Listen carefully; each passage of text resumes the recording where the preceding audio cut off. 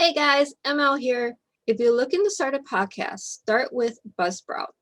If you let them know we sent you through the link below, you get, when you sign up for a paid plan, you get a $20 Amazon gift card. How cool, right? You get free money for signing up to get your podcast started.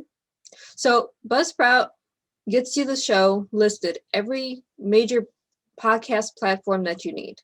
That's Amazon, that's Google, that's Alexa, every place. You'll get a great looking podcast website, audio plays that you can drop into your own website, detailed analytics to see how people are listening, tools to promote your episode, and so much more. Join over 100,000 podcasters already using Buzzsprout to get their message out to the world. Just wanted to let you know and share the love.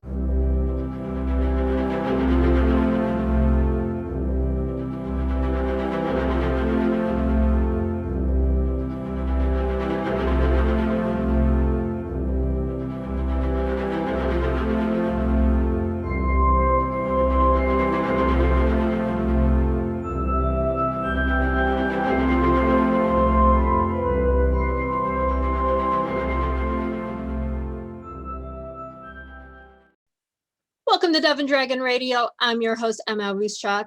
We're brought to you today by Guardian Sunglasses. So cool. And we're here with special guest, Bob Albo. Welcome. Thank you.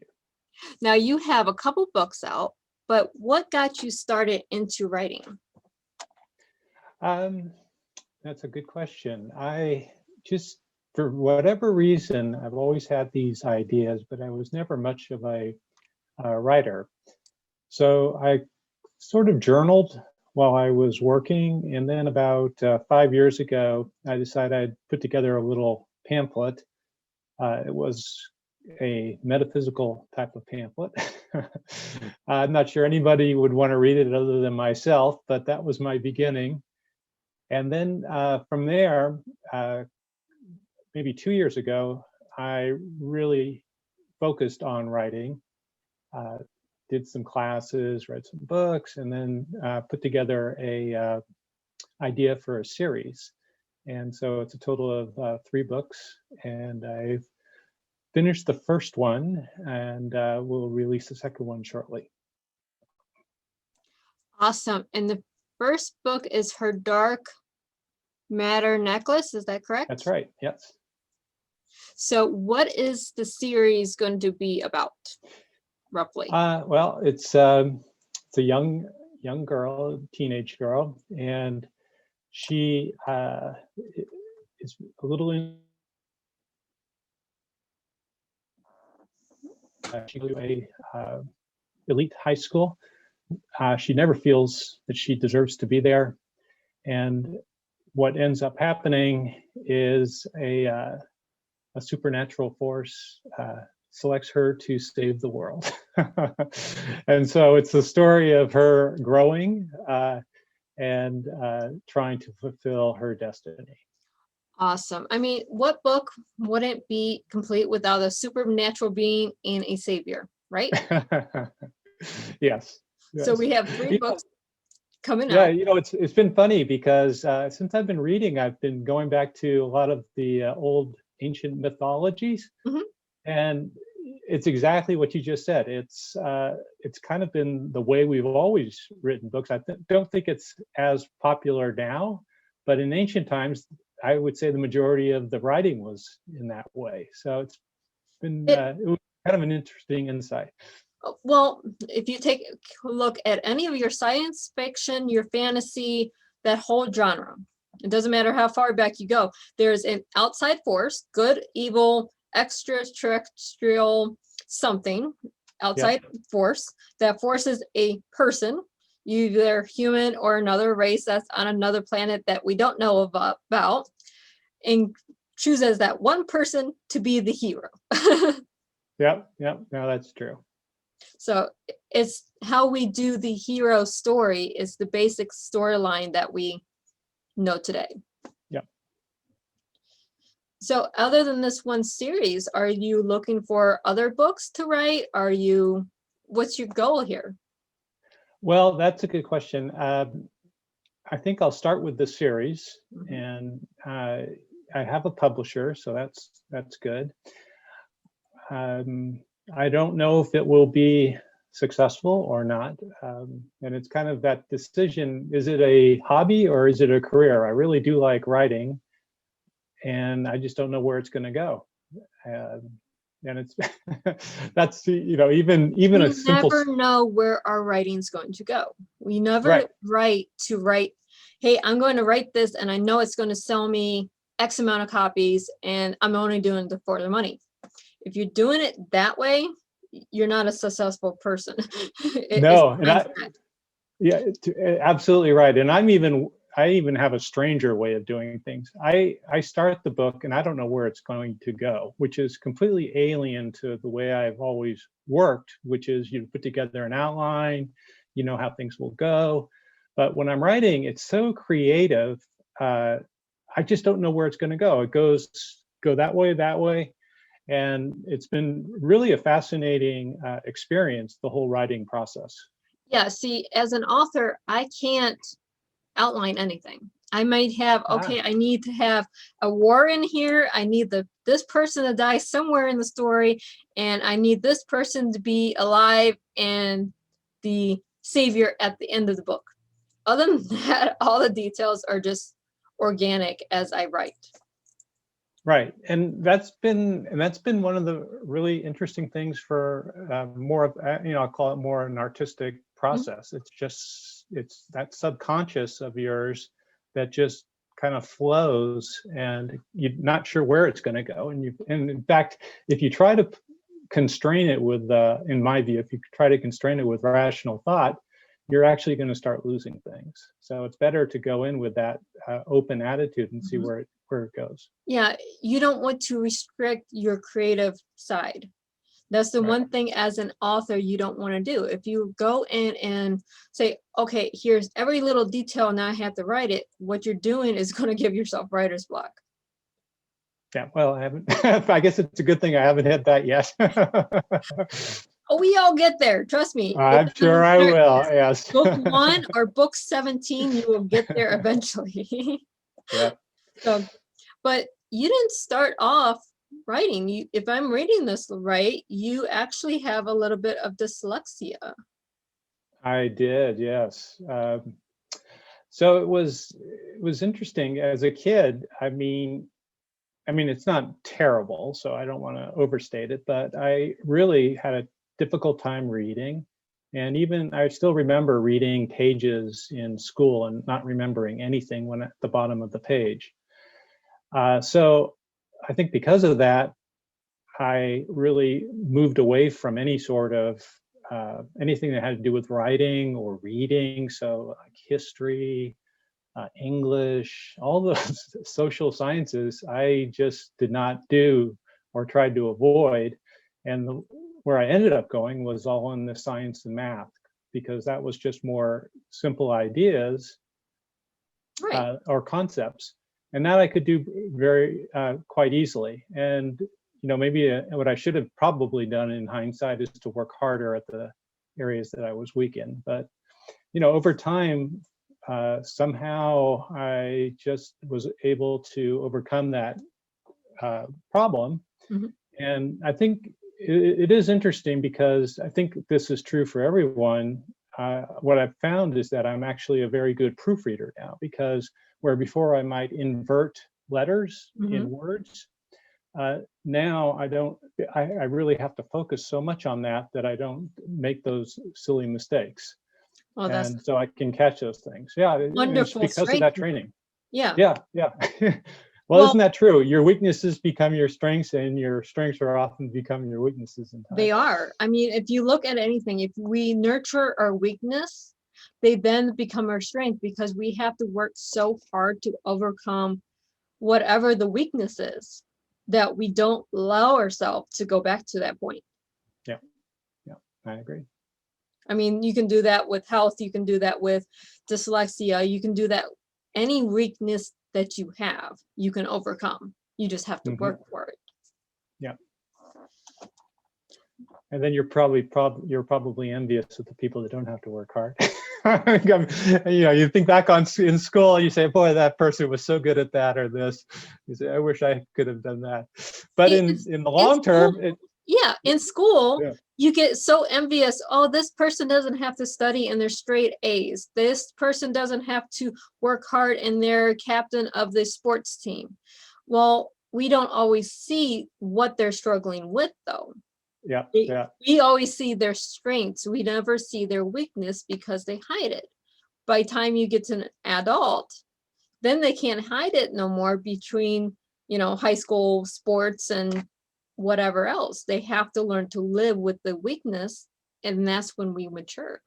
Right. And in fact, to that point, a lot of times the people where things came really easy, like they did really well in school, once the competition ramps up, they have difficulty competing, whether it be in sports in college or let's say even academically in college. So actually overcoming the hardships is really a good thing that people, if you can get that exposure, which fortunately I had a lot of that when I was young. Oh, I know. In the long term, it's a good thing. Yes, long term, going to your weakness, going to your struggles, whatever it is. You can have a horrible home life. If you're overcoming it, you're actually a better adult later on. Yeah. So we have her dark matter necklace is already out. When are we expecting the sequel to come out? Well, actually, so the first book, Her Dark Matter Necklace, is going to be re-released with the new publisher. So that's going to be coming out at the end of the month in the new form. And then the next book, which is called A Cry for Beauty, is coming out. So it's already pretty well written and ready, but you got to have a certain time frame. So it'll probably be coming out at the end of summer. Awesome. Now, I always love to give shout outs to our publishers because without publishers, we wouldn't be here. So who is publishing you? Aaron Yeagle is the person, and it's Vizia is the publishing company.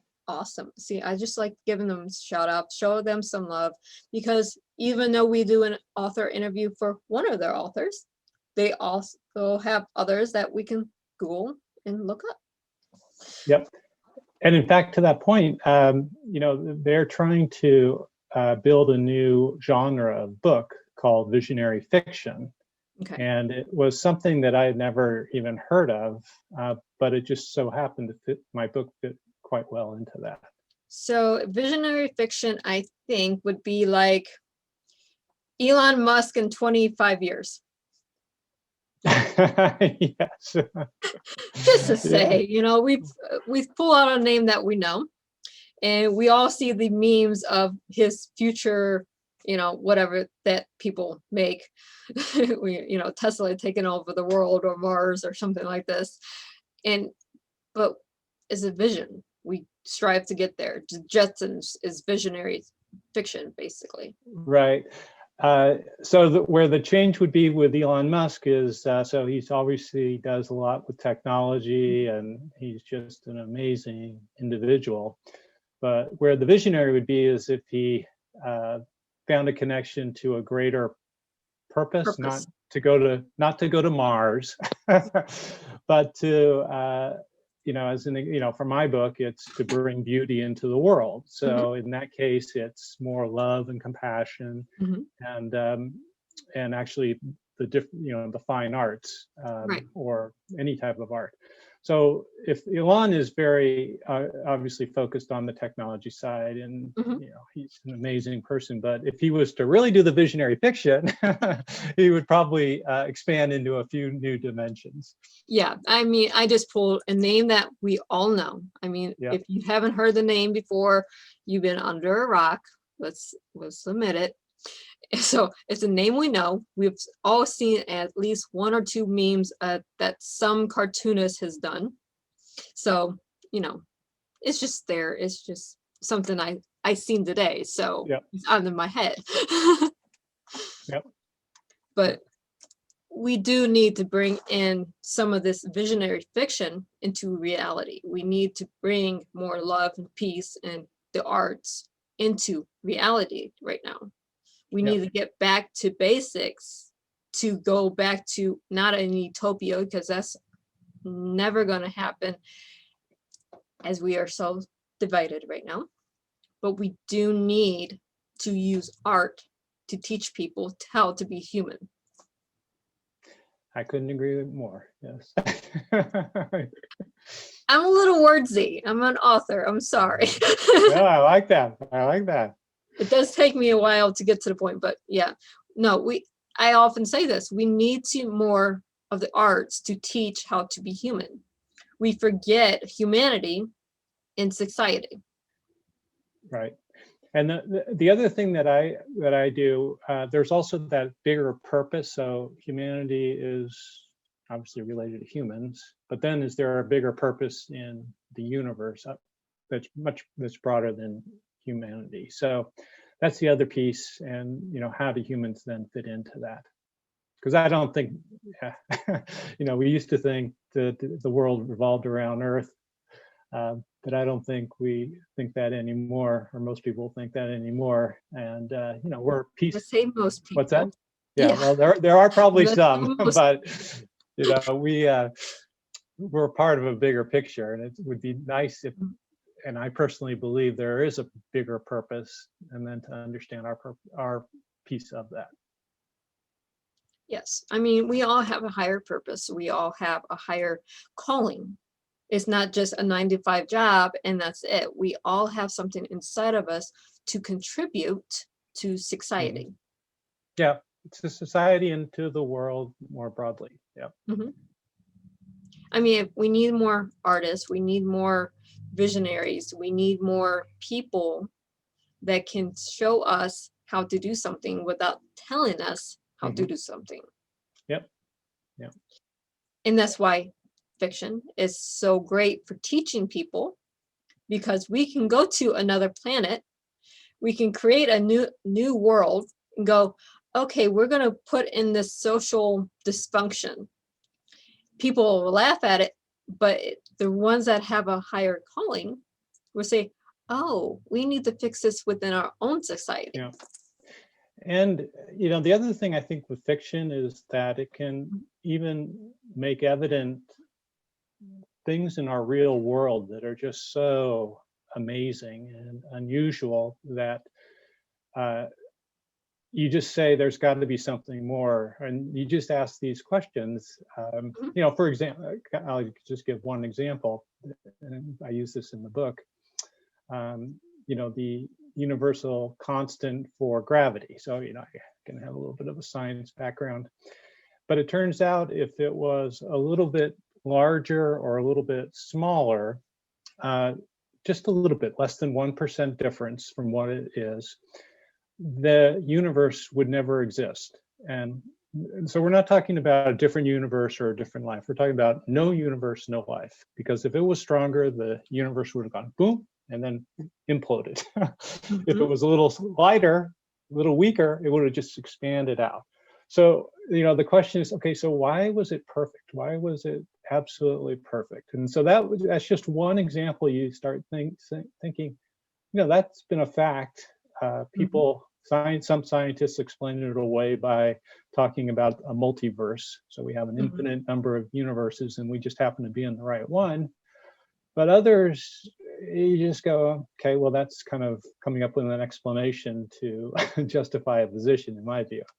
And that's just one question. I mean, there's just so many different things in our universe and even in humanity that we see. Another example is like Homo sapiens. Humans have been around for 200,000 years. And yet for 180,000 years, we did nothing. We were just animals effectively living in herds. And there wasn't any change in our brain or anything. We were still Homo sapiens. And yet 20,000 years ago, something happened. And since then, we've made all the advancements so that, where we get people where we on are the moon. Today. What's that? Where we are today with all the advancements. Yeah. But what was the event that changed everything. Are we Exactly. there yet? It was only 20,000 years ago. Yeah. Physically, we're the same as 200,000 years ago. So 90% of our history, we do nothing. We're just herd animals.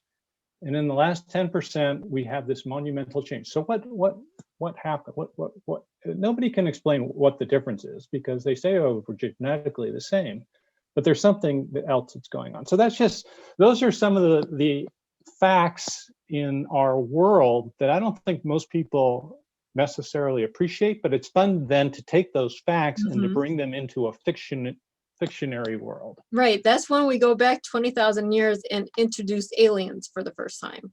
Or, you could. Yeah, you could. I don't. Yeah, but we you could do could. that. I mean, Yes. it's not something we will do, but we could. Or we introduce another realm and there's magic. Or, we don't know in science, in real science, what happened 20,000 years ago to advance to where we are today. Right. And then the nice thing is then we can explain why it happened. You can speculate on why it happened. It may not be true, but the underlying fact is true. So it's just, so even if people don't believe the speculation, they still might question and be amazed by the underlying fact. And so there's a lot of, I think I have like 5 or 10 of these different things throughout the book that I explain. Whether or not you believe it or not, that's fine, but it is a fact, and it is interesting. Yeah, I mean, you can go back.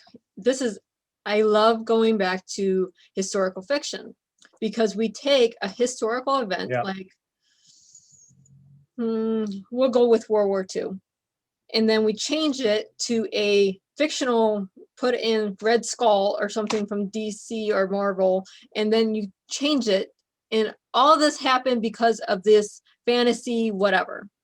Yep. Exactly. We take a real event, but at the same time, since we don't know the facts, or the facts have been altered already, we just alter them, make a completely different universe. Yep.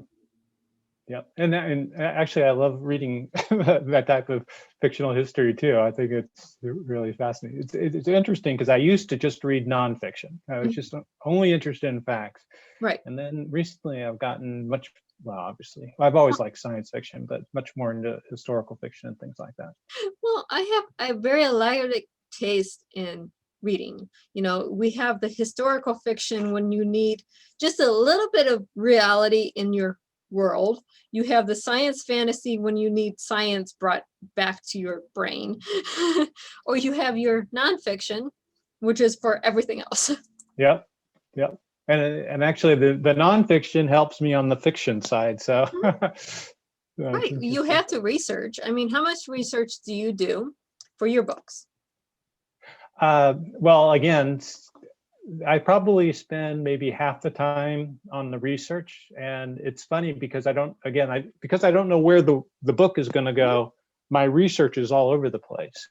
Going back to the example of the Homo sapiens, at the time, 20,000 years ago, when Homo sapiens were around, there were a lot of other humans, or humanoid, like Neanderthals, and Neanderthals were actually bigger, stronger, and smarter. They had bigger brains than Homo sapiens, and yet obviously they were wiped out, probably by Homo sapiens. And it was interesting because some of the ideas that I had is whatever the tweak was, it hit Homo sapiens, but it didn't hit the Neanderthals. Yeah. And you go, okay, so then those are some of the things, and they were doing cave drawings, both species. So there was something that was very similar, but then there was something very, very different. And so that's when you start going into the facts, and then you make up the reason, I guess, is what ends up happening. No, we all do it. I mean, every author out there makes up facts eventually, except for nonfiction, then that has to be 100% fact. But at the same time, we know there's tweaks out there. There's things that happen that we don't know, we can't explain. So, hey, as a fantasy author, these are little tweaks or anything, we can expand in so many ways. It's unbelievable. Yeah. But we are almost out of time. So where can our listeners and our viewers find you? Well, probably the easiest would be on my website, which is bobalbo.com, or Facebook, same thing, Bob Albo. Awesome. And for all our viewers and our listeners, happy reading.